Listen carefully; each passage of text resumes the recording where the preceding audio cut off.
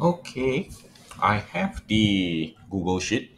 So you can see this is actually the Google Sheet itself. All right. And I have some data over here already. Okay, quite a long but pretty old data. All right. So now I want to create a pivot table. All right. So, well, I need to insert a pivot table. So, insert a pivot table. Okay. And of course, they have suggested some data range. So I sheet A, then A1 to but of course, it can't pick up any data range right now, otherwise it will suggest for me. Okay, so this is just an example.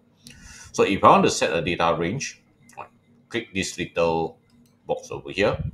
Okay, so there is some suggestion here, right, but I'm not going to use a suggestion. Just give me a moment. Where's the? Okay, here it is. Right, so I'm going to just select everything, including the column title, except for the main title here. Okay, so it's here. So sheet 4, right? So it did suggest the correct one. Right, but anyway, I've done the data range.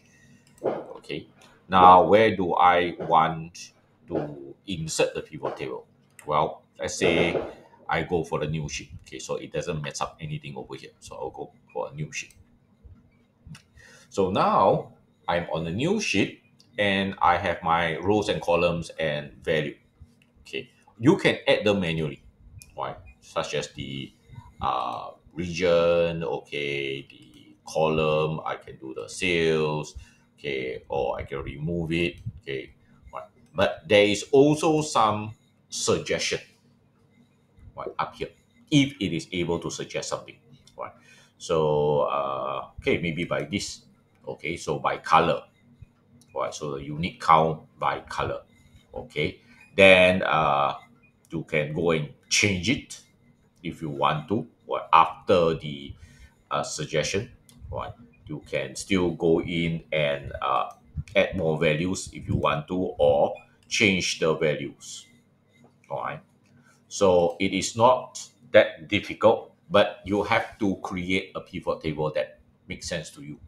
Right? So that depends on your data and what is it that you actually want the report to show you.